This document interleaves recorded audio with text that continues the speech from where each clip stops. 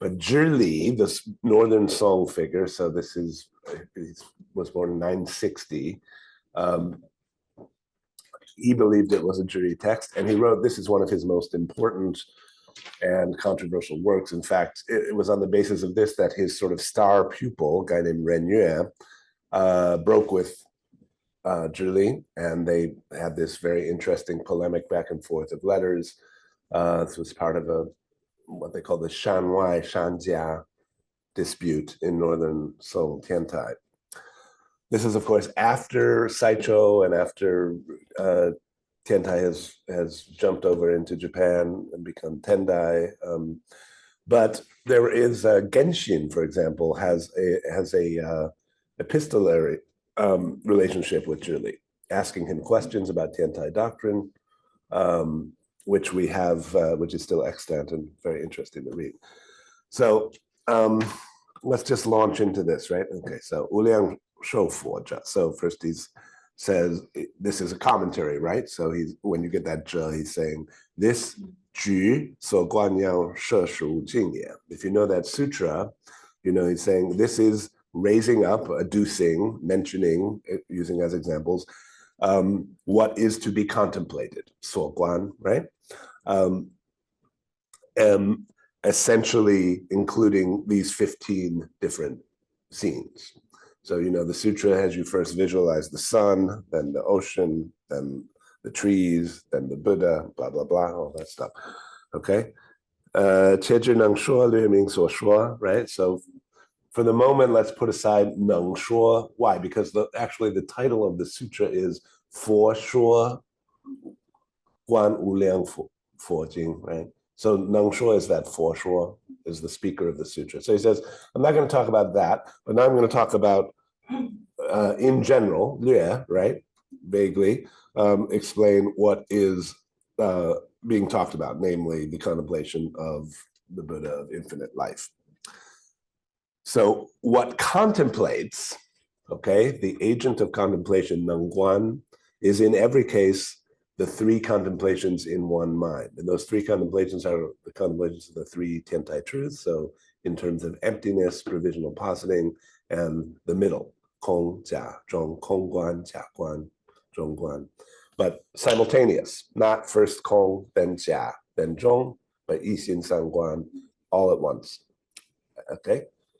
That's Nengguan, that's the viewer, that's the contemplator. What is the contemplated? In every case, it's the three truths as one object. Okay? So the three contemplations as one mind, and the three truths as one object. You see the parallelism there, right? Okay. And okay. And then Vairochana, that's a transliteration of Vairochana Buddha, right? Which is a term for sort of the cosmic, all-pervasive Buddha, sometimes for the Dharmakaya Buddha. It's used in the closing sutra of the Lotus Sutra. Of course, it's important in the Huayan Jing and the Avatamsaka Kegon. Pervades all places, and all dharmas are Buddha dharmas. Okay? And then this so way, right? He's saying what that means is when we say all Buddhas are Buddha dharmas, and that Vairochana Buddha is omnipresent, right? Pervades all places. Is that sentient being, this punctuation is probably to be removed, so 众生性德之佛. Now that 性德 is a kind of special Tiantai term. It means as a function of the inherent nature. 性 is opposed to 修, okay? They are a pair, so the inherent as opposed to the practiced, the innate as opposed to the acquired. So the inherent power of Buddhahood, let's say, within sentient beings, of sentient beings, is neither themselves nor another, is neither cause nor effect. You can take that globally, right? Cause of those sentient beings, of any other thing, mutually between Buddha and sentient beings, neither self nor other, neither cause nor effect. And it's precisely the perfect, permanent essence of great awakening. This is a familiar move in Chinese Buddhism of this period to say four. Four means jue, right? Which means awakening or awake. And so when we talk about contemplating Buddha, we're talking about contemplating awakeness or awareness. Okay. So the Qixin Lun says what we mean when we say jue. So that's why he's saying 一切法皆是佛法, right? All of the things are Buddha nature. That's like saying 一切法皆是觉法, right? Dharmas of awakening. And so, what is jue? There's a definition from the Qixin Lun, a text that Zhili actually very rarely will quote. But this famous line, which is very important in Chan writings as well, the essence of the mind is free of thoughts. 心体理念, yeah? Which is to say, the mental events that arise and perish and that attribute qualities to things, they are thoughts and they are temporal mental events. The essence of mind is sort of the background or the in-between of those thoughts. And this mark, xiang, right, laksha, 理念 of being free from thoughts is equal to the realm of empty space, 等虚空界, right? 无所不变, then there's nowhere it does not pervade.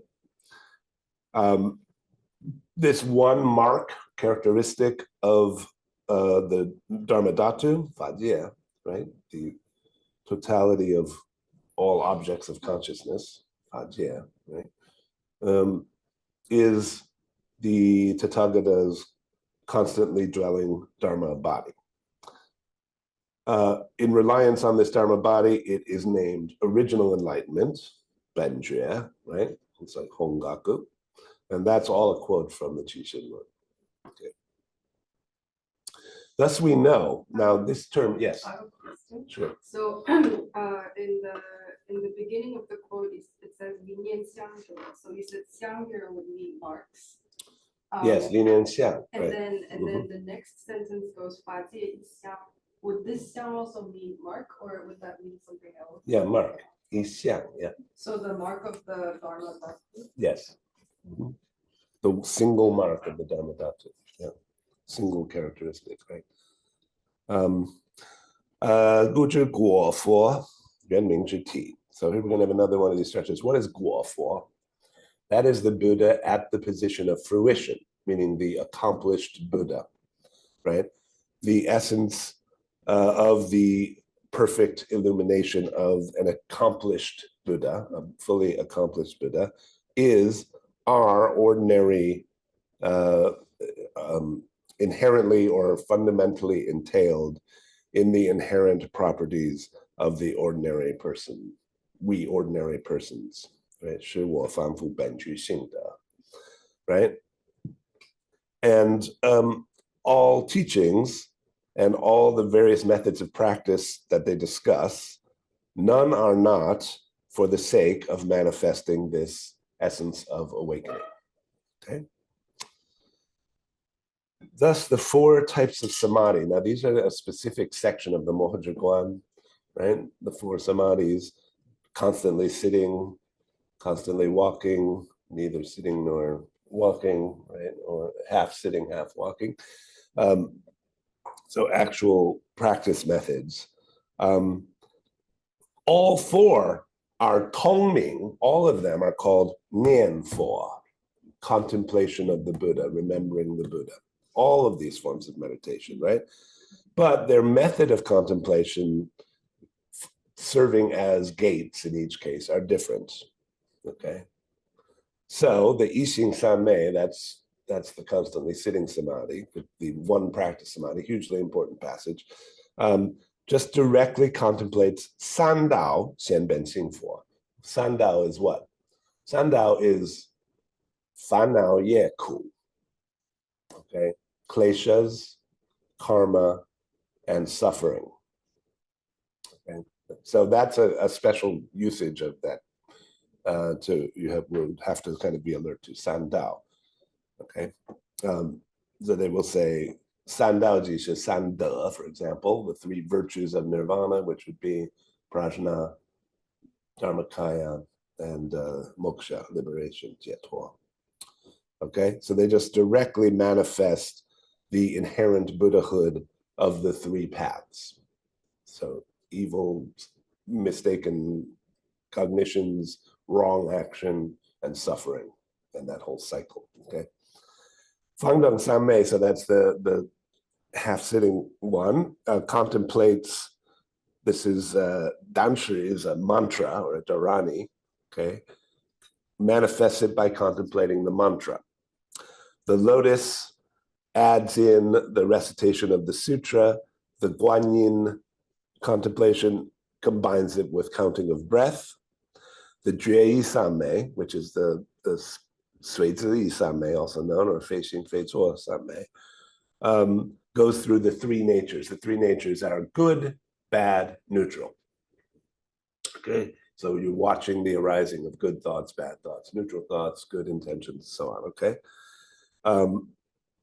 but all these samadhis, Sidong Sammei, right? Although the events that they work through, Li Shi, are different, right?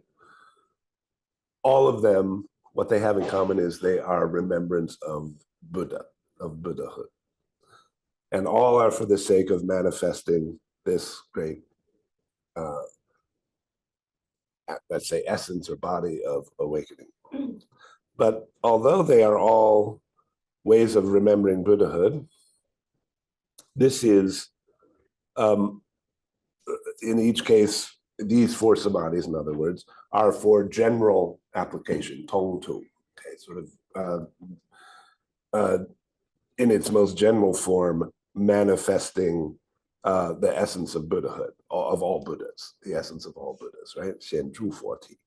But this one, this sutra that I'm commenting on, this contemplation of Amitayas, and the, I think that's called the Pratyakapana Sutra, which is another really early sutra that's probably the first mention of Amitabha, but also very heavy, very early translated into China, as a matter of fact.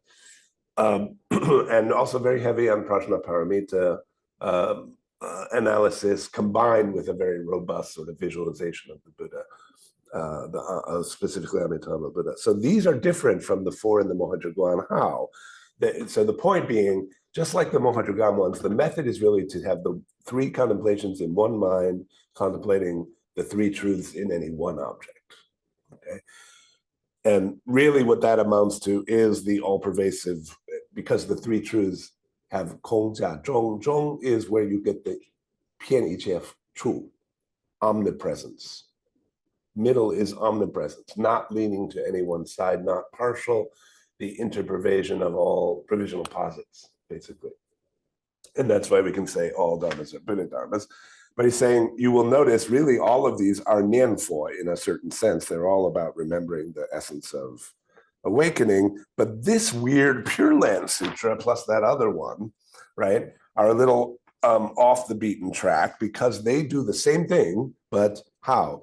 托比安养一正之境 Okay, 用微妙观专修弥陀显真佛体. So there's also manifesting the true essence of all Buddhas, but they're doing it by relegating, or how could you say, they're borrowing, right? They're entrusting the contemplation to that other land. Now, Yi Zheng, right? That means the environment and the organism, right? So the land is the Yi Bao. Right? So and the Buddha himself, whose environment, let's say habitat that is the Zheng Bao. So you'll see that phrase Yi Zheng, person and environment, or animal and environment, sentient being and environment. So it depends on, or borrows, let's say, this other scene, let's say, of that peaceful, pleasant land and inhabitants, and uses these subtle contemplations, focusing exclusively, Zhuan Jiu, on Amitabha, right, to manifest one and the same thing, the Buddha essence, which is the three truths in one object. So, but although it is borrowing that other sort of external objective seeming scene, you must know that both the body and the land, Yi Zheng, dwell together in one mind. And one mind, sometimes he uses the phrase that he's quoting Zhanran, the Tang Dynasty Tiantai exegete. Sometimes that Yi Xin is Yi Nian. So just like the Sanguan, Yi Xin Sanguan, right? They are happening simultaneously in each instant of thought. Okay. This is actually very important for Tiantai contemplations. I wrote a lot about this in the SCP article about this. That phrase, 同居一念 or 同居一心. Yeah. I have a question about Is it like practice chanting Buddha's names for 90 days? That's the one that's in the yeah, that's right. And are there any person achieved that? I don't know. A lot of people have said they do it. Even in modern China, I've met, or my students have met Tiantai monks who do it. Yeah. The Yixing Sanmei is no joke either. I mean, these are all really rigorous and very strict. And I think also in Mount Hiei in Japan, they still do them, by the letter. Who was translated this, or who practices it? Oh. Oh, who translated that sutra? Oh no, I was just clarifying the question. Oh yeah, I think you were asking about whether anyone has done it in fact. Yeah, I mean, I think people have done it ritually in fact, but it is true that the way the Mohenjo-guan is set up, you are always given sort of the full array of all options of practice, right? And then often at the end given, and then if you can't do those, here's another one, and that one's usually a lot easier, right? So like the Suizi Yisanmei, for example, that one he just says, this one doesn't require any ritual setting at all. You can just do that whatever you're doing, just watch your thoughts arise, right? And so this is also a structure to know, right? We can kind of a setup because the implication is going to be when you're doing this one, it's really equivalent to doing these other insane, crazy, ritual ones. But people do actually do them. I've never seen it, but I've heard. You could legitimately ask though whether the rhetorical strategy is similar actually to Lotus Sutra if you know it, right? Where it'll say like eons and eons, you've worshipped 1 million sutras and met 1 trillion Buddhas, but if you're here reciting the sutra, it's equivalent to doing 10 million years of that, right? So you get a really, sort of luridly like inconceivable huge thing, and then you're told it collapses into this very immediate thing, right? You need to do both. And that's actually a good example of sort of kaichuan xianshi, right? Opening the provisional to reveal the real. You have to first make a dualism or a distinction of some kind, and then you collapse it. You can't just start without the distinction. This is where Tiantai kind of differs from Chan, right? Okay. So it's going on. You must know, and always know when you get that shu zhi, right, or dang zhi or ying zhi or something. This is when he wants to really make a point. Here's the important thing not to miss, right? They dwell together in one mind, and the nature of mind, again, is omnipresent and all-pervasive. And there's no dharma it does not create, and no dharma it does not inherently entail. Let's say the Zhi is sort of a term of art in Tiantai writings, particularly in Zhili, I mean. So he will say Xing Zhi is wherein Tiantai differs from, say, Huayan Xing Qi. All things arise from the nature. All things are inherently entailed in the nature, which means they're ineradicable from the nature. And actually, you'll get something of the thinking there in the next 2 lines. So if there's even the slightest dharma, one hair of dharma, that is born from outside the mind, then this is not called the Mahayana contemplation. Okay, and the practitioner should know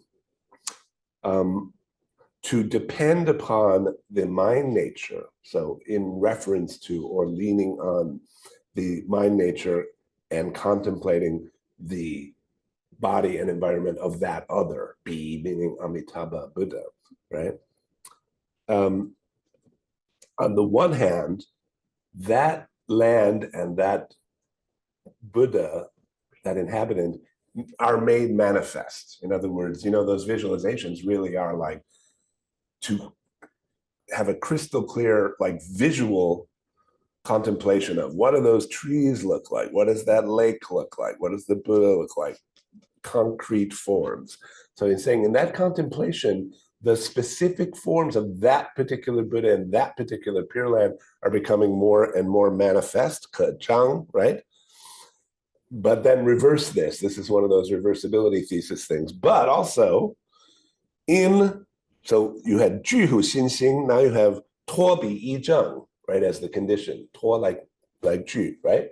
So, and conversely, depending on that land and body of that other, contemplating the nature of mind, the mind nature is easy to manifest, or be brought forth. Yeah. I'm a little confused as to the use of the tuo, because earlier in the passage we also saw tuo starting the phrase, and in that case it meant entrusting. Yeah, same. Oh, it also means.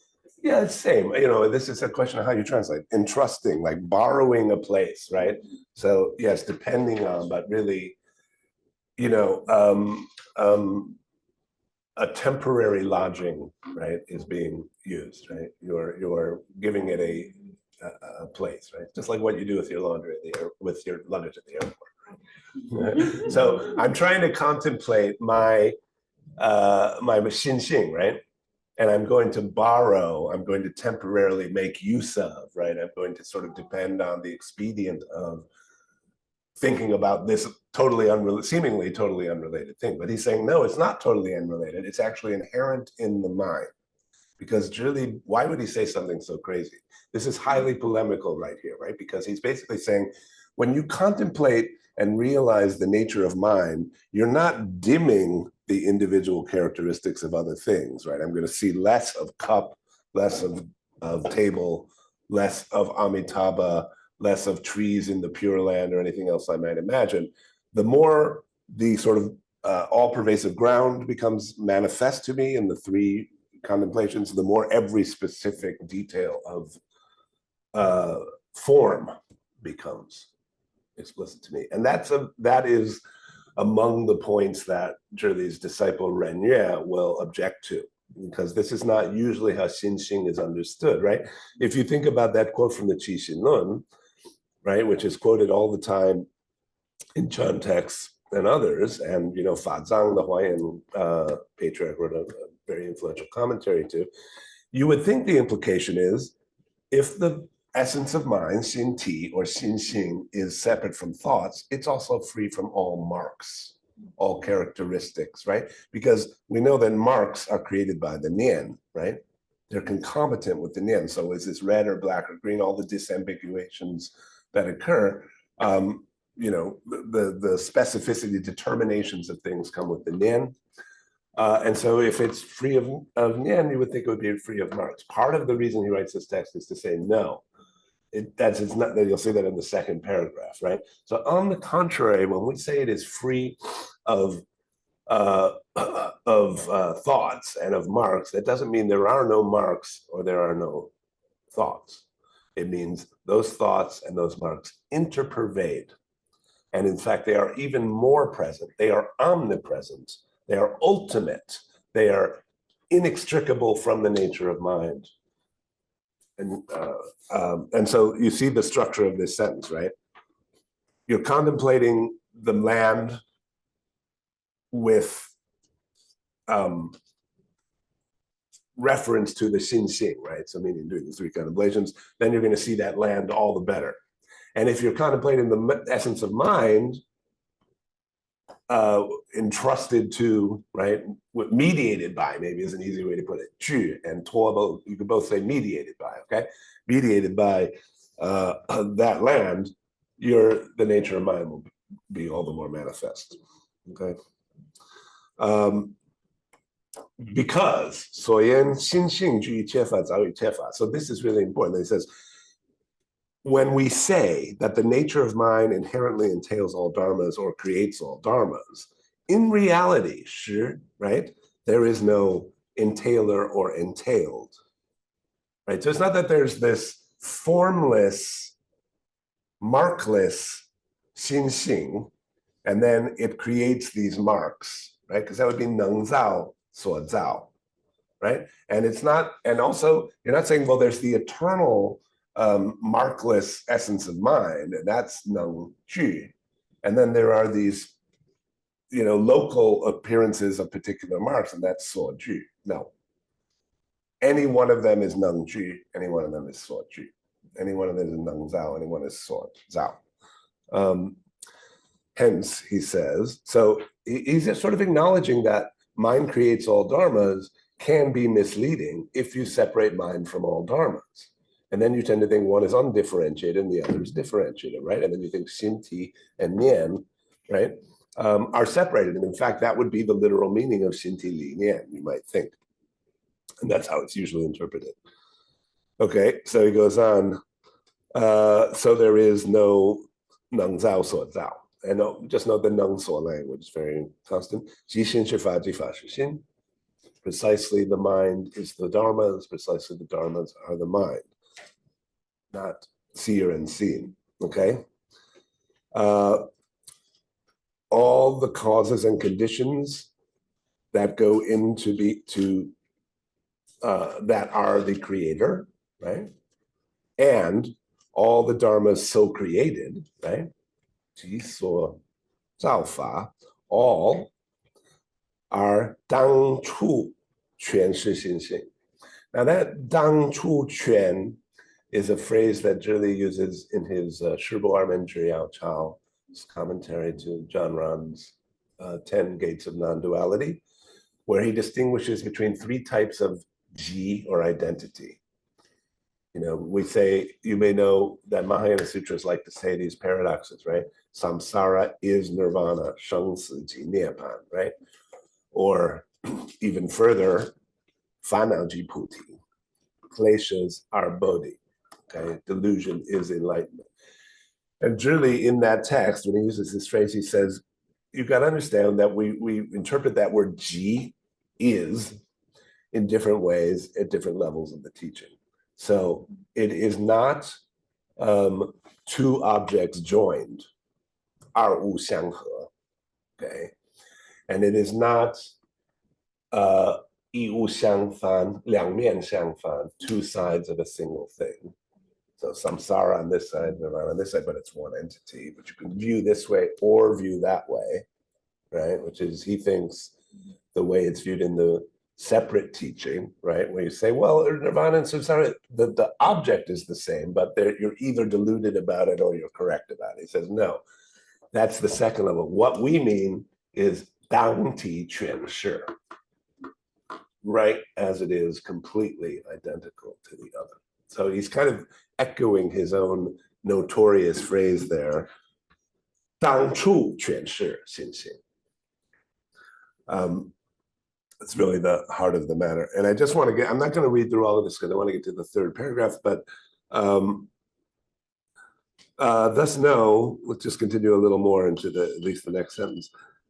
This contemplation, no matter just the environment, just the land, or just the body of the Buddha, 乃法界心观法界境.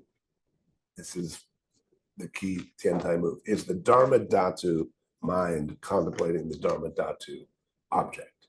So in other words, whatever object you're contemplating, this is something Zhili says in the Mohantra Guan, right? Fajie here means all possible objects of experience, right? The total field of all experiences. Any encounter, no matter what the object is, it's the entire, you might just say the entire universe meeting the entire universe and giving rise to the entire universe. Zhili's phrase is 法界对法界起法界. So the totality looks at itself, separates from itself, addresses itself, and gives rise to the entirety. you know, the typical Buddhist story is you have a sense organ, you have an object, they meet, and a third thing arises, which is the moment of consciousness, right? And the claim here is each of those three things is the entirety of all three of those things and all things. Okay, so whether you're just looking at the body of the Buddha, contemplating the body of the Buddha, or the land with the trees and the lakes and all that, it's the entire Dharmadhatu mind, contemplating the entire Dharmadhatu object, giving rise to the Dharmadhatu body and mind, se-xin, right? So that's to say matter and mind of environment and body, okay, which is also the fajie, the entire fajie. Hence, it is called only environment. We did this series of way. We talked about this yesterday, for those of you who are there. Only the environment or only the body, only matter or only mind, only the contemplator, only the contemplated object. This string of ways goes back to a text of Zhili's where he says, wei se, wei xin, okay? So, you know, Zhili had said, Vasubandhu says, all things are consciousness. But then he says there's two types of consciousness. There's the consciousness that makes distinctions, so what we usually call consciousness, and then there's the consciousness that appears as if it were an object. Si chen shi. Okay. You could say like xiang fen, right, in Yogacara. So consciousness alone appears, but it appears in these two opposite forms. Zhili then says, by the same logic, I could say that there is only matter. And matter appears in two forms, matter that thinks and matter that is thought of, right? In either case, they're going to be the equivalent. And then Zhili goes on to say, and really the same logic would apply if I said, nothing exists except scent. Nothing exists except sound. So wei sheng, wei xiu, wei chu. Okay, nothing except against sensation. This is the distinctive Tiantai move. I was talking yesterday about all is water. We were talking at lunch. All is water, all is fire. That's basically where that comes from, that example, right? And now Zhili is applying that even more broadly, saying, apply that to this contemplation. The entire universe, right, all possible experience is just that Pure Land, or just that Buddha, or just this contemplator, or just, of course, his point is going to be, you contemplate that, it's a specific method. Same would, of course, be true of this cup, or of a dung beetle, as he says later in this work. Okay, it's not that there's something special about the Pure Land, it's that it is an object that can sustain this kind of contemplation to the point where that can be manifest. And the more it is manifest, the more all other dharmas will be manifest. But this is part of the problem of this text. How do you justify Pure Land practice, okay, in the context of Tiantai thought, right? And this will get very pointed as we move down. So just quickly, right? So when we explain the character Guan, we use, meaning we use this to explain it, the three contemplations in one mind, infinite or limitless life, we explain as the three bodies in one essence. Okay, the one essence with three bodies. So it's Dharmakaya, Sambhogakaya, and Nirmanakaya. And these are categories of Tiantai exegesis: Ti, Zong, Li, Yong. Okay. In each case, we use the perfect teaching, the fourth teaching. And in terms of the classification teachings, Panjiao, it belongs to the sudden. Okay. You can maybe skip, as he's talking about the commentary that we're not looking at, right? Just go down to, let's see.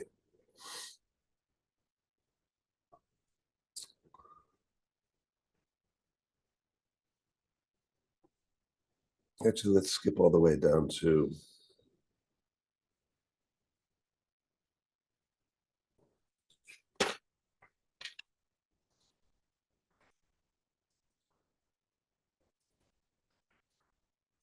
Well, let's just read through it quickly, I guess. Right? Okay, so the 5 levels of Xuanyi. So Xuanyi is the name of a genre of commentary that Zhili often uses, right?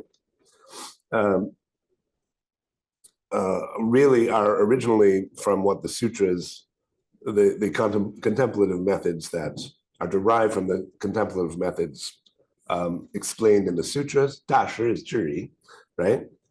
Wanted to take them to explain the titles of the sutra or the title of the sutra. So he's referring to the commentary that this is a sub-commentary for, in order to cause practitioners to use this shifa, it's probably guanfa, to enter the 16 gates. Those are the various objects being contemplated, and practice and realize. Thus, in his preface, he Zhu Bao Zhong means he refers to the Buddha as a way of including the other members of that contemplation, like the bodhisattvas on his side and the people born in the Pure Land, and uses zheng to absorb yi, right?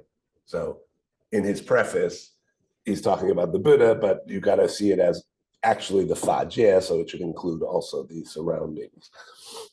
It's just exegetical work.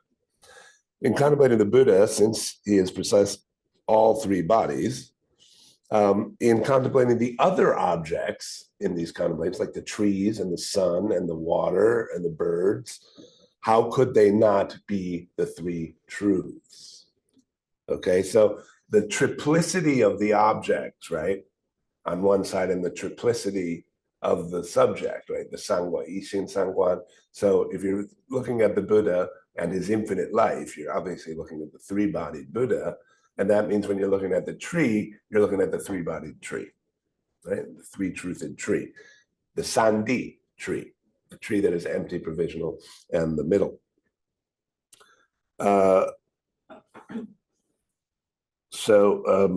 This is a way of conveying to practitioners that although the contemplation is deep and wondrous, it originally covers even the beginner. So if you can progress in it,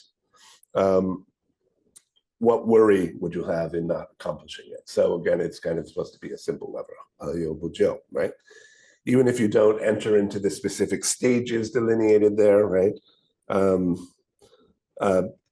Because the cause is also strong, right? The cause that you're creating through this contemplation, when born in that land,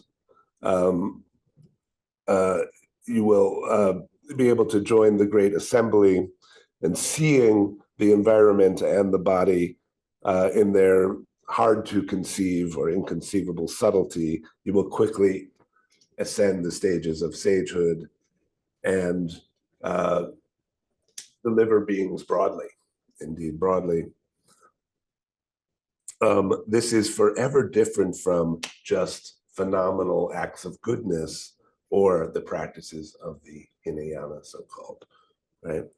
So basically saying, yeah, the contemplation itself can be used to achieve realization, but it's got this extra bonus that even if you fail, because this is like a strong cause, you'll be born in the Pure Land in reality, and then you'll really be able to just see it and speed ahead, right? So it's sort of a dual action procedure, and that's makes it different. So, and then he sort of describes that process, or what that experience is supposed to be like. Okay, let's skip to the next paragraph where we start to get some Q&A. Okay, let's see what we're doing with time. Yeah. So the question actually concerns this rather weird classification of 4 different types of Pure Land that they use in Tiantai.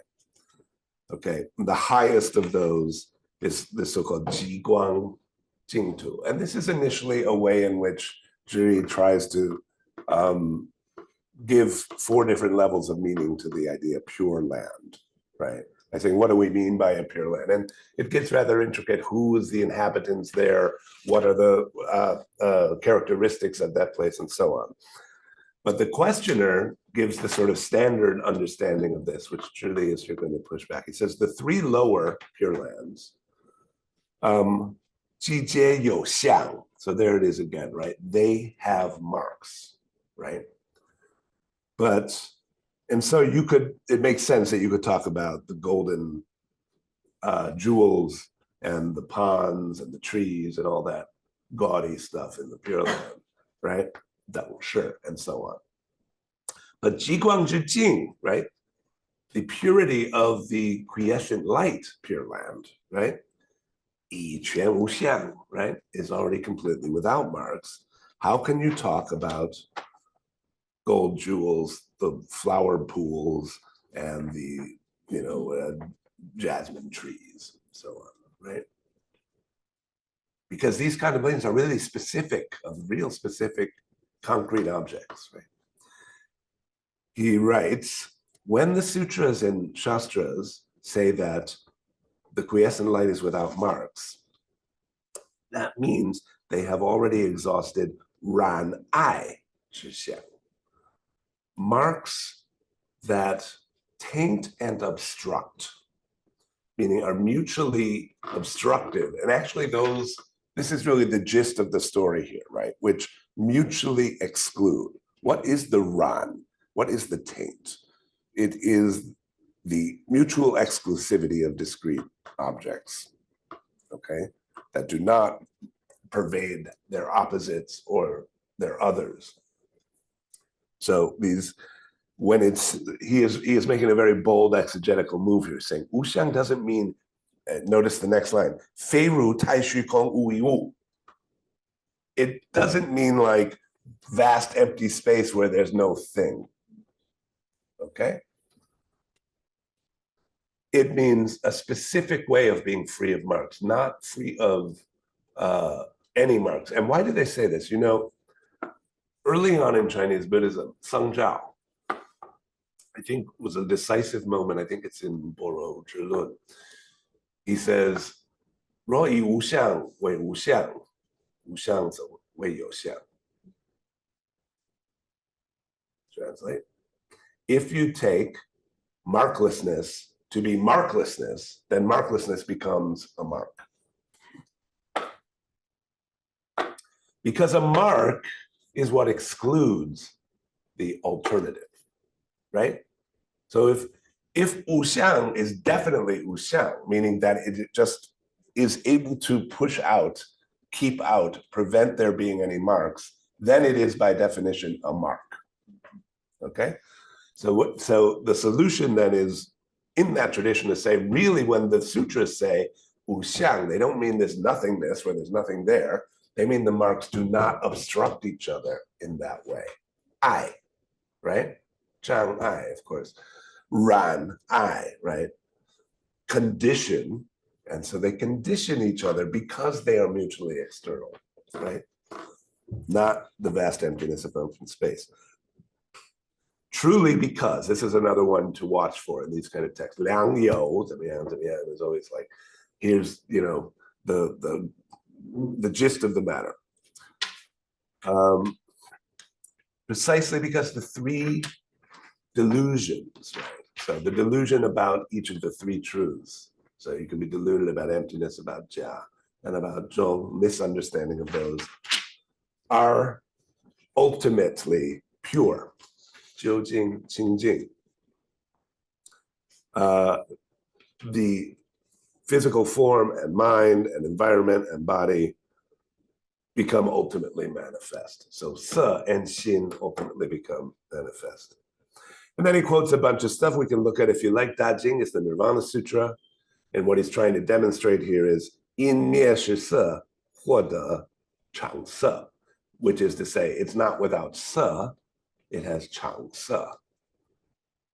Okay, so the destruction of form, right? Either in the sense of rupa or in the sense of lakshana, is doesn't leave a blank.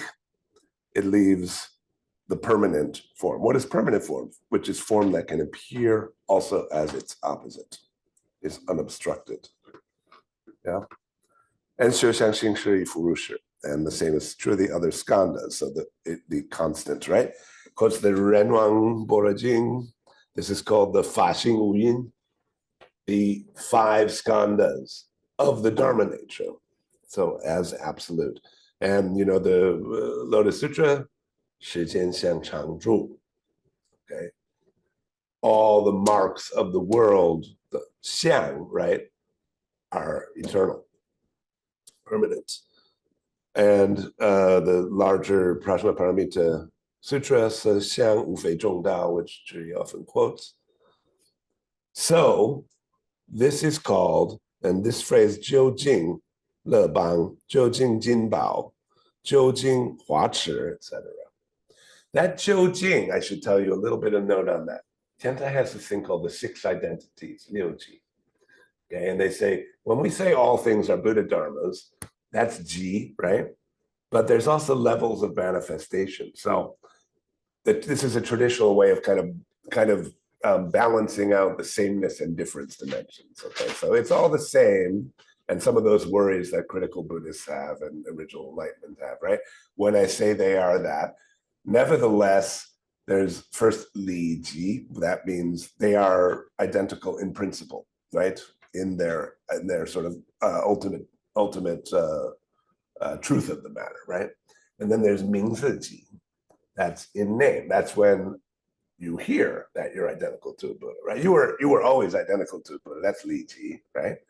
And then someone tells you, oh, you hear about this, you have this information. That's mingzi ji, just words. Then you have guan xing ji, contemplation and practice ji, right? And then you have fenzheng ji, and then you have what's that, 4 or 5? And anyway, you have these stages, and the last one is jiu jing ji. That's that phrase. So in ultimate realization of what you always were identical to. And the point is that's a kind of manifestation picture, right? So it's a fact that becomes more and more manifest, and then it becomes ultimately manifest. Zhili here is doing something very controversial again, right? He's saying, and he says this later in this text, he says the 6 identities apply not only to your identity with Buddha, which becomes more and more manifest as you practice, it also applies to your identity with a dung beetle, which becomes more manifest as you practice more, not less. So it's not that you dim your identity with your carnal self and also that disgusting creature and this also that beautiful lake over there in the Pure Land as you further realize your identity just with Buddha, because that would be an exclusive Buddha, right? Mm-hmm. So he says instead, all 10 realms become more and more manifest as you practice more. The 10 realms are from hell all the way up to Buddhahood, right? So you become, and your identity with them becomes more and more manifest. So you become more and more identical with all 10 realms, right? And this is another case, right? As you realize more the xin xing, that also means realizing more and more all these particulars that are produced or inherent in or inherent versions of it, including that Pure Land, right? But also by implication, including this cup and dung beetle and everything else. And you can talk about them, as something that you're identical with only in principle or in name, or as you practice more, or in their ultimate manifestation. Okay. It really means that thing as omnipresent, right? That thing as Kong Jia Zhong. Zhong is omnipresence, unlimited, absolute, Chang, Le, Wo, Jing, etc. Okay. So here we get to this. Moreover, right? Yo, fu, ci, zhou, she, hui, jiu, jin, right?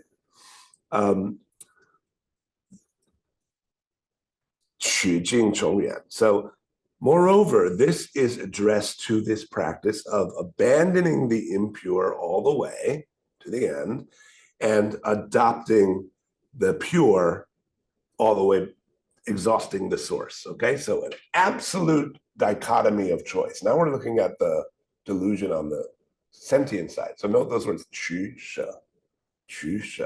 He explicitly characterizes Pure Land practice as choosing the pure and rejecting the impure, okay?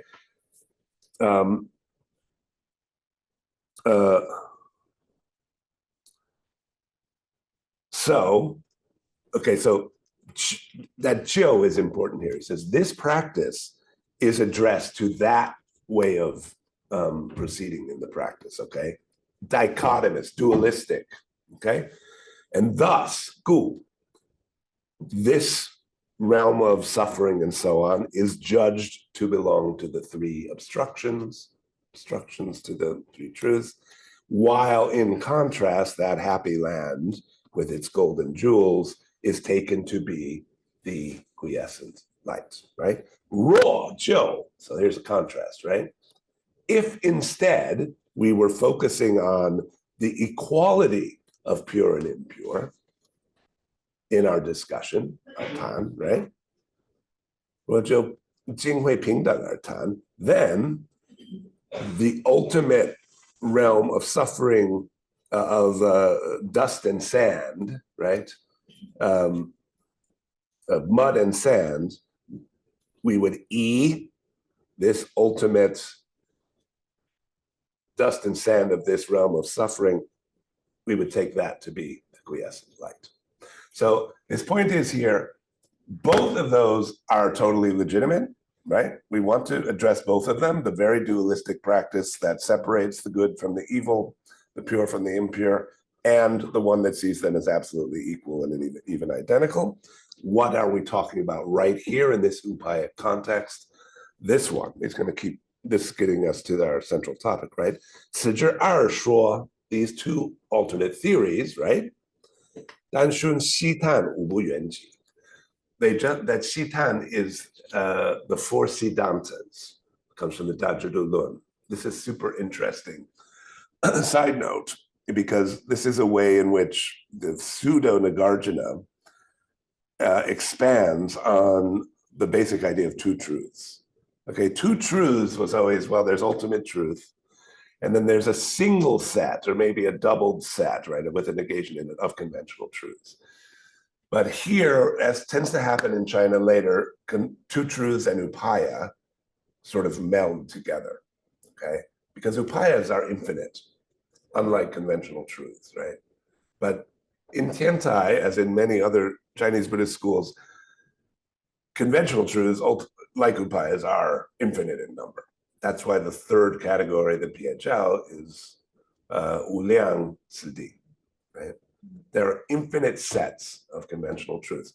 Four Siddhantas are very interesting. They say, so in two truths in sort of original Madhyamaka, I could say, this is not a cup, right? I could say this is a cup, that's a conventional truth. I could say this is not a cup, that might also be a conventional truth insofar as it is a statement. And I could realize this not being a cup, it's emptiness of self-nature, and that would be ultimate truth, right? But I cannot say just anything as conventional truth, right? Like I cannot say this is made of green cheese. Why? Because the speech community I'm in, right, what justifies something as conventional truth is that it can serve as a raft. It can convey communicatively lead beyond itself to the negation of its claim. But if it doesn't even succeed in making the claim in that speech community, it doesn't count as conventional truth, right? So a metaphysical theory, if I say God created this, that's also not conventional truth. If I say this is ultimately, from the source of the one energy of heaven and earth, that's also not a conventional truth, because I'm claiming that is a universally applicable thing. But ordinary speech used to communicate serves as a raft, plus one other kind of speech, Buddhist speech, right? So I can say, this is empty, or this is impermanent, right? I can say this is dependently co-arisen. I can say, right,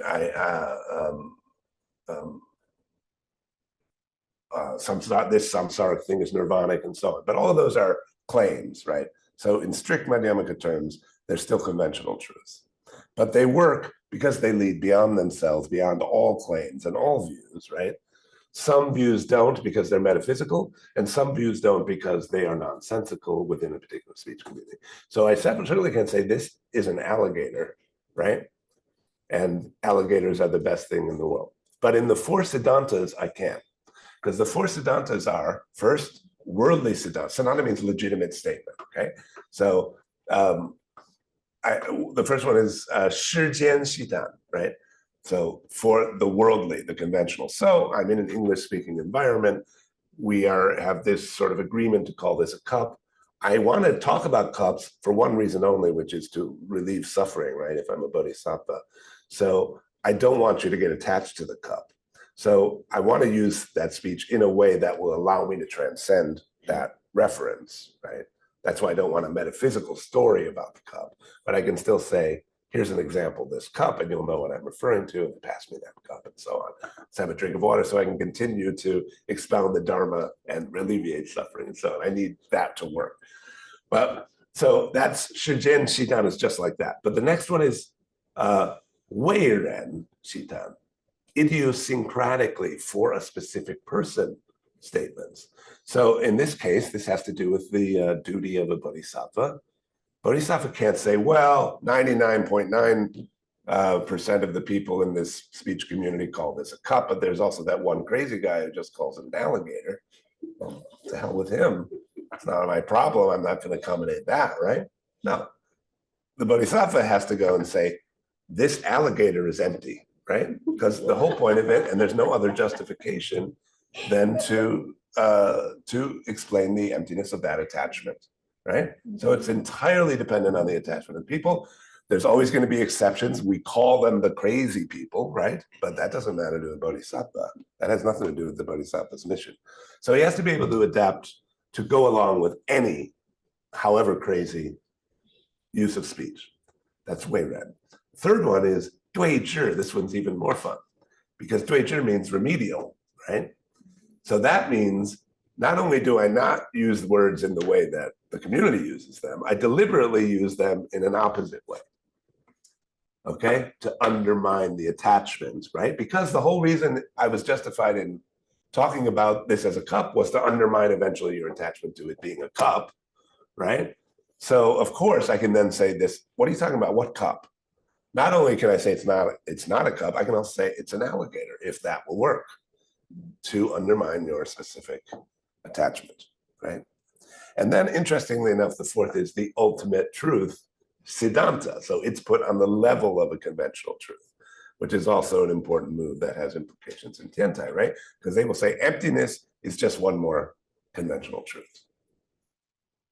All right. Okay, so Shun Shitan means depending on the Upayic, salvific context, you could either say abandon impurity and adapt purity, or you could say the two are completely identical and equal, and above all, don't have chu she xin, right? Taking and leaving mind. And the whole point of the paragraph in red is to say those two things are ultimately going to converge in the perfect teaching. Okay, the dualistic and the non-dualistic. Okay, so just a couple more on this. Okay, yes. So another question. The Buddha's unsurpassed recompense body, right? So Sambhogakaya is a phenomenal expression that is identical to the ultimate principle, Zhili, right? So it's sure, but it's the kind of sure phenomenon, right, event that is identical to Li. So, okay, then you could talk about gold and flowers and xiang, okay? But the ultimate quiescent light is Qi Shi Li. So it's Li. It's a formless principle, right? Which, however, is identical to all phenomena. So in that case, how could there be gold and such things? You see the point? Qin and Hua and all that are sure. And he's saying, okay, I see what you're doing here. Yeah, Li and Shi are not separate, but one is sure that is identical to Li, and one is Li that is identical to Shi. There's a different foot forward in each case. So I don't see how you can say that even the Li itself, even though it's identical to Shi, has marks. If you say they both have it, then you're just mixing up Li and Shi, right? Then how can you divide between the meanings of these two different lands? So that is in the for Wushang land, right? That's the third land, but the Ji, and that's Zhili Zhi, right? But in this fourth one, Jiguang, Jiujin Jiguang, right? So how are you going to separate the two? If you do it that way, what's in between Zhili Zhi and Jishi Jili? In other words, right? And he answers, the Buddha's unsurpassed land, the third land, Shi Jiujing Shijue, is the ultimate attained enlightenment. That's also a phrase from the Qixin Lun, right? So the distinction between Xing and Shou is the same as the distinction between Benjue and Shijue, right? There's original enlightenment and there's enlightenment that begins at a specific time, the awareness of that original enlightenment, in other words. Whereas the quiescent light is the ultimate Benjue, and once that they're both Jiujing, in other words, this is very interesting linguistically, right? Shi and Ben Ji Qi, right? So in other words, the Buddha's unsurpassed Sambhogakaya is the ultimate, fully expressed, namely omnipresent Shijue, okay? And the quiescent light is the ultimate, fully expressed, omnipresent Benjue. So since both of these two, the one that starts at a particular moment in time and the one that doesn't, have become ultimate, Ji, so Zhili uses that phrase, Jiujing, Ji, okay, Qi Fen Arti, how could they be any different? Each of, so when we say Fa Jie, Dui Fa Jie, Qi Fa Jie, right? All of them are Fa Jie, that's what it means for them to be Ji, or ultimate, so how could they be ultimately divided? You should know that these two lands, even if we divide them according to Shi and Li, principle and event, in reality, this is not a matter of having or not having, I think he means marks. How could there be a true, wondrous, beautiful marks that are not Li, right? And how could the principle of so this Mizang is an interesting term too. The hidden treasury, it's a term from the Lotus Sutra. And it's a way of saying there's an infinite number of aspects to this principle, right, that are hidden, concealed in it, right? Like Duo Bao Fo, right? Mizang Zhili, Qi Tong Xiao Kong. So this is just like when he says, the ultimate principle is a Mizang Zhili. It's not like the little emptiness that is just a blank, right? Just like that Shu Kong Wu Wu kind of emptiness. So, and this is a very bold claim, right? As for Shi and Li, they are two names for one thing. How about that? The abstract and the concrete. Okay, this came up several times in the conversation at lunch, actually. So, they are not rigid categories that can remain separate in a kind of metaphysical schema at all, right? This is really a hugely important one, but I won't go into it.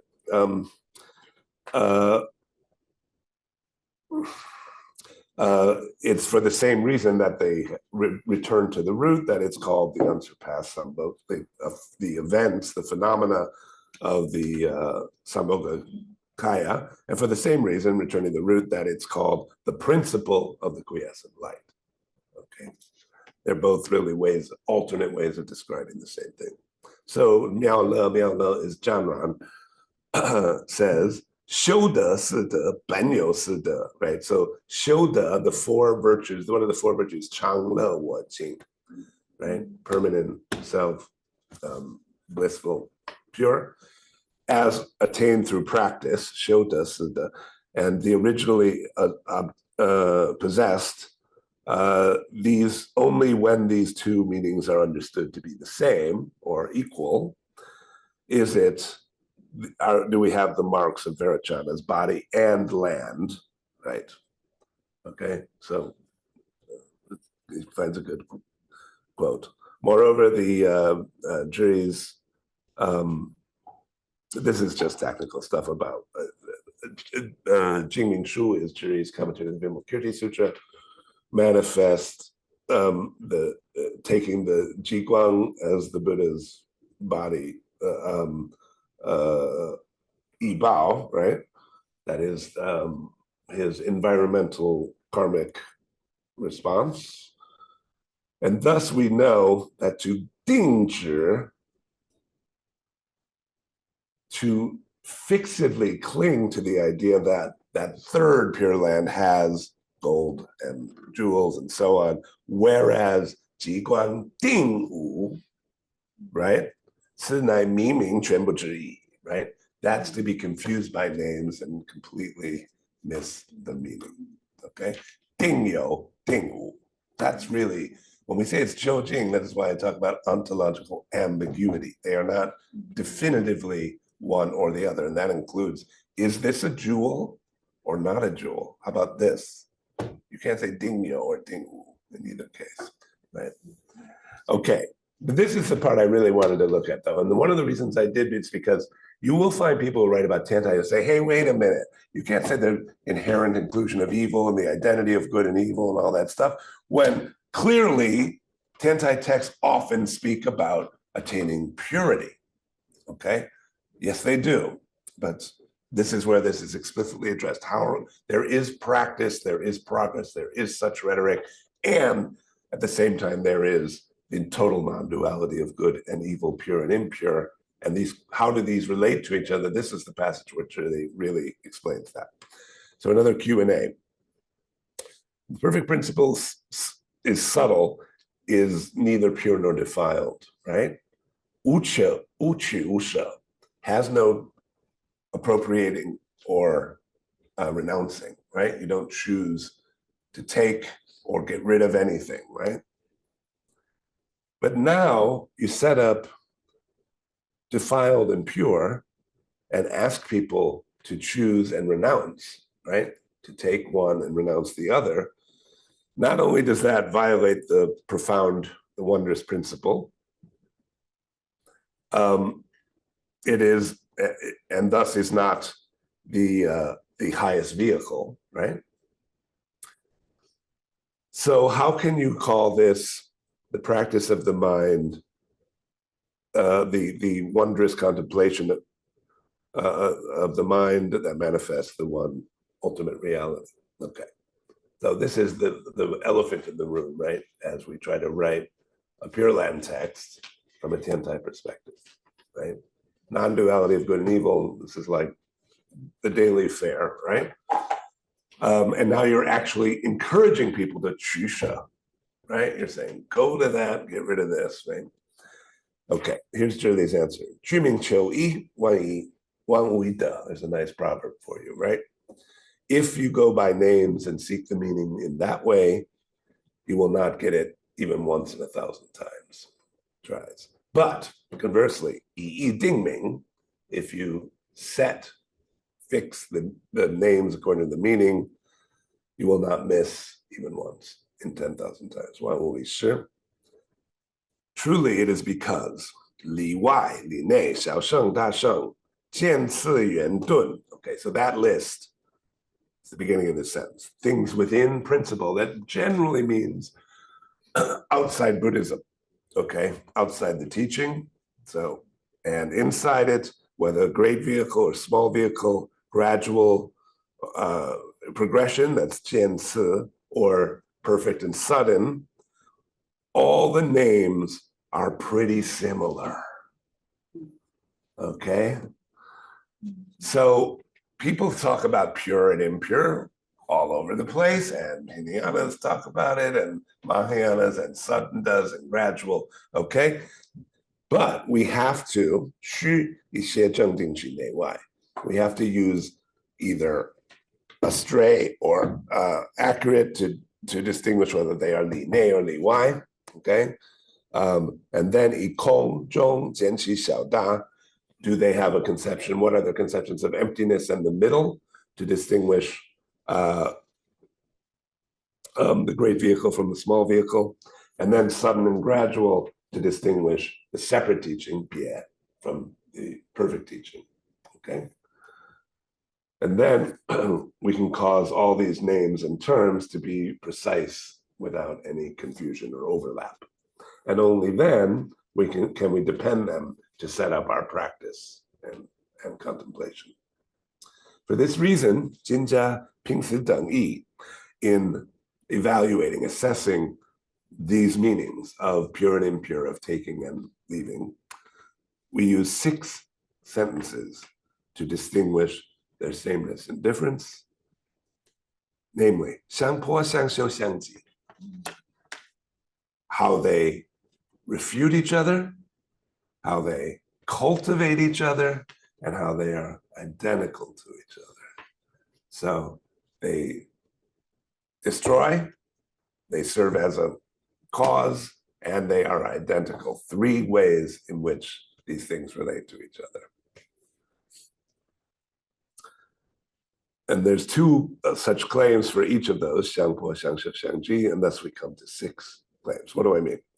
Now I will use these 6 to clarify, to distinguish the way in which they differ. First, we will talk about the different meanings attributed to the same names, okay? So check this out. Do you guys want to try your own hand at reading this part? Since we've gone through a lot, and I'm losing my voice. Well, I'll do the first one, okay? For example, the non-Buddhists, white Tao, right? 端午, 不够不进, so there is a view of non-Buddhists of 端午, okay, annihilationist nothingness. So let's just say a materialist view of, pure empty space or non-being or something, right? Nihil. And that is neither pure nor defiled, right? That's neutral in this way. That's a jian. That's a non-Buddhist jian, right? So you might think when we say neither pure nor impure, we mean something like that, something just inertly neutral, right? That's what they mean when they say Bugobuchi, okay? The 2 vehicles, meaning the Shravakas and the Pratyeka Buddhas, have this principle of emptiness, koli, which is neither pure nor impure, right? Transcends dualities, and they have a jung of that. They have realization of the principle of emptiness that is neither pure nor defiled. That's different from the materialist Duanwu. So Duanwu is one thing. We know Kongli is different from Duanwu, right? Non-Buddhists have Duanwu. These first level Buddhists, the 2 vehicles, have an emptiness that is beyond all dualistic categories of pure and impure. There is no self-nature, right? So there can't be a self-nature, pure nor impure. The Biejiao, the separate teaching, have this idea not of Kong anymore, but Danzhong, the exclusive middle. What is that? Danzhong means you have Kong and you have Jia, right? And then you have Zhong, which is at a higher level, okay? Kong and Jia are kind of temporary expressions of this tertium quid, which is neither Kong nor Jia, right? And so you need to combine Kong with Jia, as it were, to approximate Zhong. Really, the ultimate principle is that Zhong. It's beyond Kong and Jia, right? And so the separate teaching of the Bodhisattvas has that men. So notice we had Jian, that's a view or a false view. Kongli, we had Zheng, which is to realize. And here we have men, the gate of the exclusive middle, which is neither pure nor impure. Why? Because the emptiness side is pure, the provisional side is impure, the middle is beyond them both, right? So they have that way of teaching, right? if you're curious, we should have some time. There's more to say about the four teachings, and I kind of suggested you might want to look at that. And then the perfect teaching has the hidden treasury, which is neither defiled nor pure. Now that hidden treasury again means this irreducible multiplicity of non-obstructive infinite marks, right? The illimitable ambiguity of any mark to be every other mark, and neither pure nor impure then, in that it obstructs nothing, though it is full of marks, right? So you have four different meanings of this neither nor, right? And four different relations to them. First as a jian, a view, like an intellectual view. Next as a realization. Next as a men, a method, right? And finally again as a li, all right? So there's four neither nors. But now again, fuyo sijing, there are also four senses of the word pure. So the non-Buddhists, the Wai Dao, have xin yan zhi jing, meaning clinging to purity on the basis of liking and disliking, right? I like this nice pure thing, I don't like this dirty thing, right? And I therefore am attached to purity, right? That's the Wai Dao meaning of Jing, okay? The two vehicles have Duan Huo Mie Jing Zhi Zheng. What he means by Mie Jing, right, is you would read that Duan Huo Mie, the purity that comes from completely destroying delusion. Okay, so I'm cleaning up my false views, right? I've destroyed them utterly. This is the Shravakas and the Pratyeka Buddhas, and the ideas they completely disengage from their delusions and hence from the world, utterly destroy those false views and all their attachments and desires, right? So that's their purity. The separate teaching, Li Ran Jian Jing Zhiman, have the method of separating from, in this case, Ran. So that's obstructed, right? I mean, this is an interesting discussion on its own, but I do think Ran means not just defilement, but because of its association with the perfuming of seeds and things like that, conditionedness, right? So the way one thing conditions or habituates another, right? Which is sort of the feature of finite mutually external things that are conditioned on each other, and gradually becoming pure. So the idea there's the long bodhisattva path in the separate teaching, and they're going to overcome these conditioned states more and more in their practice and gradually become pure. And then in the perfect teaching, so that's their meaning of pure. Purification gradually, ultimately all about practice and bodhisattva practices for over the long haul.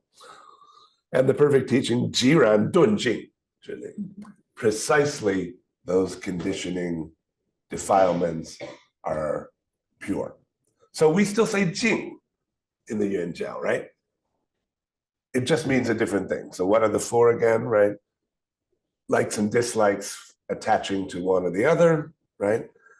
The cutting off of delusions completely, so purified, separation from conditioning states over long periods of practice, and the purity that is suddenly or instantly identical to those conditions themselves. We can unpack that a little more if you would like, but let me just finish the passage because it's so fun. We have to go into the four teachings. Once you know this, then we can talk about how purity on the one hand and neither defiled nor pure on the other hand mutually refute each other, right? He said there's going to be three relations between them. 相破, 相修, 相济, right? So how do these two, purity and then neither nor, refute each other? Well,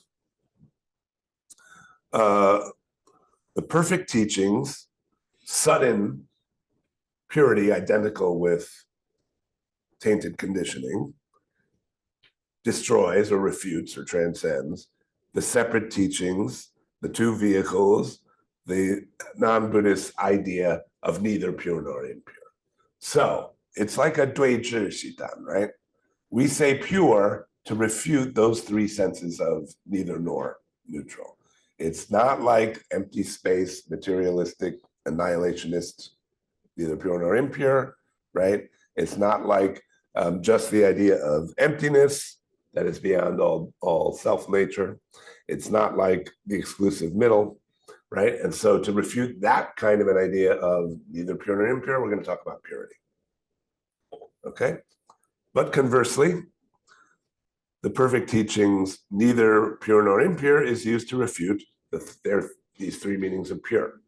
So we're going to contradict you, but we're shifting it to the other meaning, right? Either one could say pure or neither pure nor impure, right? Any of those levels, they all have that, right? So when do you use the one? And they all have all the same terminology. They all have all this. They all say, we're for purity, but also for neither pure nor impure, right? If I'm the materialist Wai Dao, I just say, well, there's this sort of neutral universe, which is neither pure nor impure. And in that context, I'm going to seek the pure and attach to it, right? And if I'm right, so I'm embracing both of those principles in some way, right? How do we refute that? Well, we say, yeah, we agree, neither pure nor impure and pure. But we're going to cross the wires on them, okay? But it's not only that they refute each other, they also 相修具 each other, right? They lead to one another. They cultivate each other. They practice each other. So the three types of purity cultivate the perfect teachings, hidden treasuring, neither pure nor impure. Okay? So, and by the way, those come together, right? Because the whole point is, and vice versa, right? You can predict the next line, right? Those three earlier types of neither pure nor impure are means, are causes that lead to the perfect teachings opposite view of precisely defilement or taint is purity, right? Actually, that last view combines the neither nor into a both and, right? So it's actually consistent with those three, even though it's expressed oppositely, right?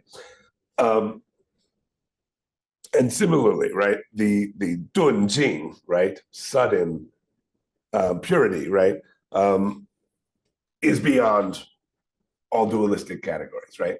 So like Bukobu Jing. But also in the very act of refuting them, those things serve as the cause that leads beyond themselves. Don't forget the basic model here is the Buddhist model of the raft, right? In conventional truth, what is a good statement? A statement that leads to its own obsolescence, that leads beyond itself. So it's shil and it's also po, right? It's going to, and if a statement doesn't lead to a contradiction and doesn't lead to its abandonment, it's a bad statement, right? It's not a good claim, right? That would make it not a conventional truth.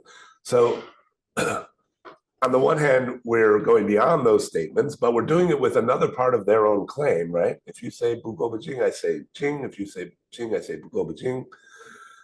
And there I'm rejecting your view, but I'm also realizing, right, leading to that, that becomes the cause leading to the refutation, which is its brother category, right?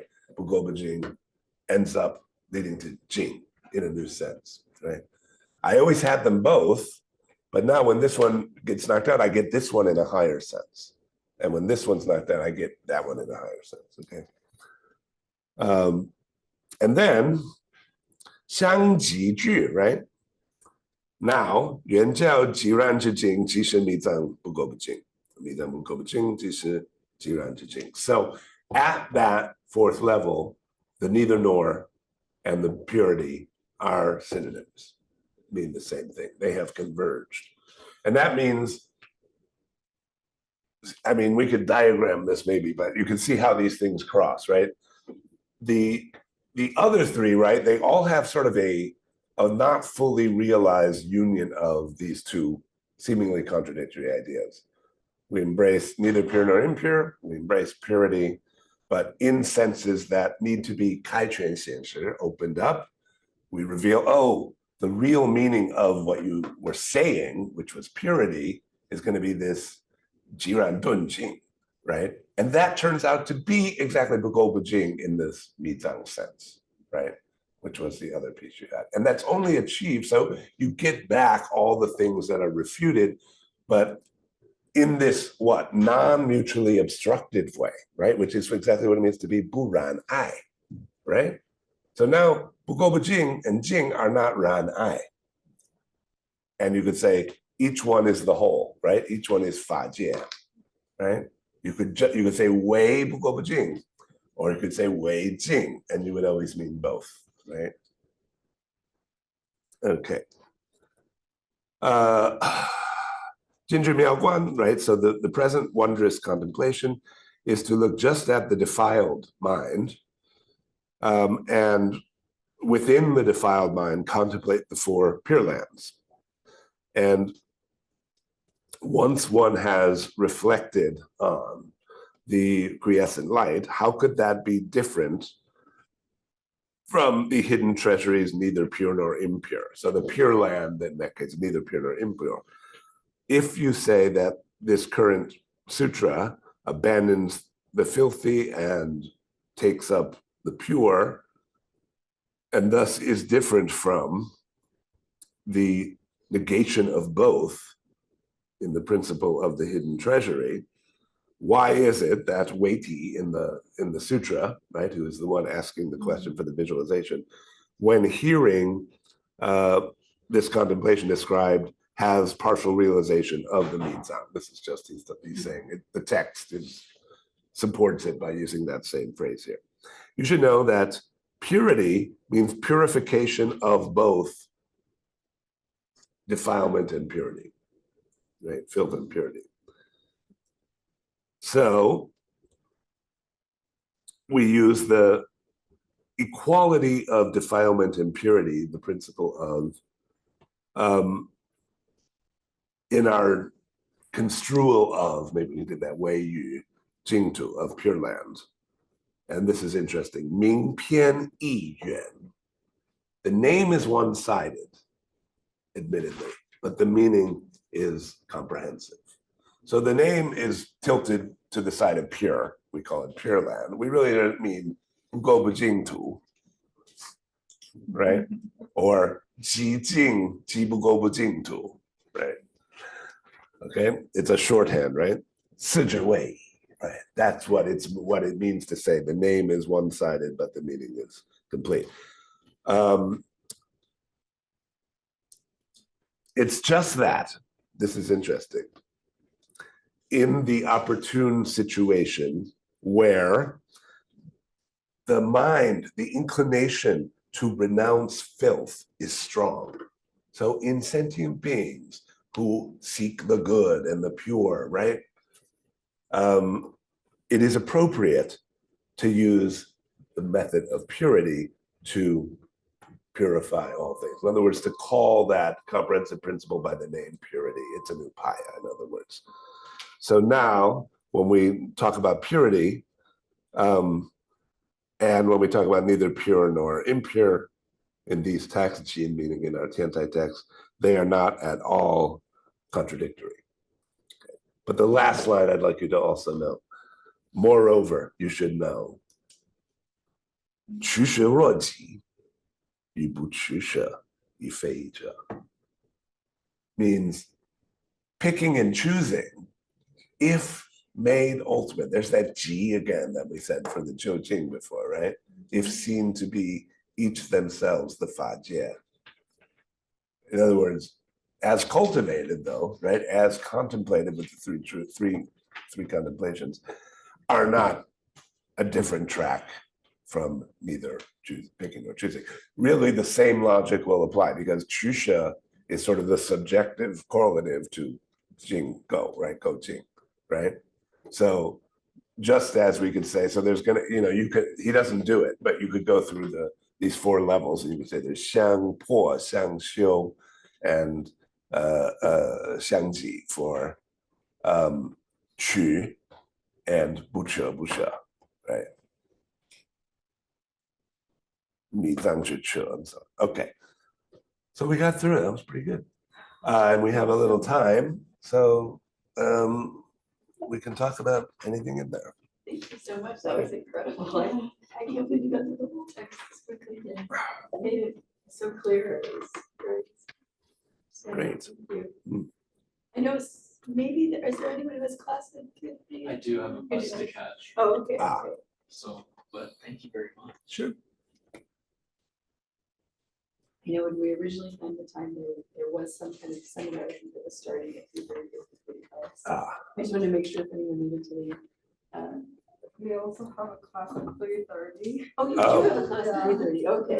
Oh, okay. I did want to, I mean, I did tell Sonia that I'm doing this. So you might be a little late, Yeah. okay. I Yeah. have a question Sure. regarding this whole sort of the fact that he commented on the Pure Land text exclusively, is that I'm wondering if, you know, there is a difference between saying that it's okay to do a Pure Land practice or to justify it, or even like co-opt Pure Land practice into Tiantai ritual realm, and saying that there is something that can be gained only through contemplating on the Pure Land. Yeah. Do you think he's going for the latter? No. Okay. Absolutely not. He's No. just justifying. Yeah, no. I mean, and that's the difference between Tiantai and sort of Kamakura style, you know, Pure Land people, right? No, never. Tiantai is always like, you know, a big pharmacy. There's every different kind of thing, and everything is welcome. And they're just gonna tweak them all in various ways, right? But so, you know, and so right there in the Mohochiguan, there's contemplation of the Buddha, right? But the interesting thing is when he's commenting on the Pure Land text, he sort of tilts all of them and he calls them all a form of nianfuo, right? So it's really all contemplation is nianfuo anyway, right? So, right, but of course that doesn't mean, right, you know, if he's doing, you know, the Yixing Sanmei, you know, by the same kind of, this is Tiantai exegesis, right? You could say, well, really all practices are Yixing, you know, in some form, right? You know what I mean? And that is like a meta level application of that sort of Tiantai approach to interpretation, right? So now we're talking about Pure Land and about Shusha and about Jing. So it's going to be in terms of that, but I'm going to give you a reminder every now and then that all other things are versions of this, but the everything depends on whether it's reversible, right? So what happens with the exclusivist Pure Land or Nichiren types? They will do that move. They all learn that move in their Tendai monastery, but they won't reverse it, right? They're all right. From a Tendai point of view, we always say, yeah, you're right. Everything is Pure Land. All practices are Pure Land, right? Or the Lotus Sutra is everything. Of course it is, you know. But so is everything else, you know. But also, it's not a question, just a comment. Just strikingly consistent with Nagarjuna. I forgot where I got that verse. But it's just like at some point, what is the meaning of saying everything is continuous? You just conjure out a magical being to refute illusion, collective illusions or particular illusions, right? Yeah. Everything is nothing has the substantial eternal unchanging meaning, right or wrong anyways, but because we hang on to certain things, you just have to conjure up like either you want Gojing or you don't want Gojing or you want kind of years of practice, right? It all depends. Yeah. So ultimately just like feels like a very bad kind of scholarly article. Yeah, right. Well, right, and you always have to replace it in the soteriological context, right? So there's always the presupposition there have been from beginningless time attachments and karmic situations to encounter and illimitable other sentient beings and points of view. So you're not talking about a void ever, right? I mean, that's when you get to the Biajiao, emptiness now means, this is what the Danzhong means, right? It means from then on, emptiness on the one hand is Wuzhuban, right? Which is the source of Diandaoxiang, right? Which is therefore the source of all delusions, but it also, because it's ambiguous in the same way, it's the basis for bodhisattvas to create remedial fictions, to those diluted fictions, right? And so, you know, it becomes creative of form, right? It always was created of diluted form, and now there's like this second delusion to the second power, which are the bodhisattva upayas, right? Interesting to me to see this full context, right? And how, you know, how all of this is the relationship between all of these different possibilities are worked out. Yeah, I mean, in a lot of the, as you know, I'm sure, a lot of the Pure Land scholarship in Japan, they come to take this very simplistic view of things, like either you have to think about the Pure Land in dualistic terms or non-dualistic terms. yeah, And there's sort of no middle ground. And so you get yes, all of these critiques of Shinran of, oh, well, surely he didn't think the Pure Land was a real place because obviously he's against dualistic thought. And if you think there's really a Pure Land, yeah, that's dualistic thought. yeah. And it seems like such a problematic kind of. Yes. Actually, you know, there's a story about Zhili that he had two disciples. These are very stock kind of stories, right? But who come to him with this question, right? And they say, and one of them says, for contemplation of the Buddha, right? Reduce the Buddha to the mind, right? So that's what the contemplation is. It's a mind-only contemplation of the Pure Land and of the Buddha. And the other says, no, it's Xin Gui Fo, right? So and that would be the realist picture, right? The dualist picture. And Zhili says, typically in these kind of stories, you're both wrong. Okay, it should be Yue Xin Guan Fo. Yue Xin. So with respect to or focused on the mind, contemplating the Buddha. And it is exactly that question of that's neither same nor other. You notice that's the first thing he says here about the Buddha and sentient beings, right? And the minds of sentient beings, right? 不自不他, 非因, or 非自非他, line 3, right? Or line 2 to line 3, right? Yeah. So that's 众生一切皆是佛法. But if you 佛归心, it becomes, there's another phrase he uses, 皆归一边, all of it reduced to one side. That's what you shouldn't do, right? They gotta mutually reduce. It's like also not 为心, not 为色, but 又为心又为色. Sort of thing. Very, very helpful. It's a really great perspective to have. And we're thinking about Tendai in Japan as well. And Pure Land practice, really all of it. Right, because it all kind of comes out. Yeah. To Tendai. I really have to be prepared for teaching. Okay. Thank you so much. Such a pleasure to have you here. It was a pleasure to finally meet you in person. That's good. Yes, finally.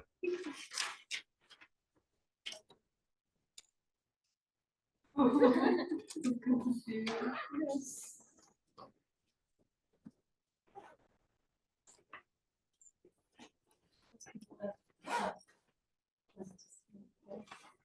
So I'll go ahead and say goodbye to those of you on Zoom. Thank you so much for joining us. We have some Oh, yeah. Ooh, did we have that? Very nice. Feeling like the bodhisattvas are dropping on us.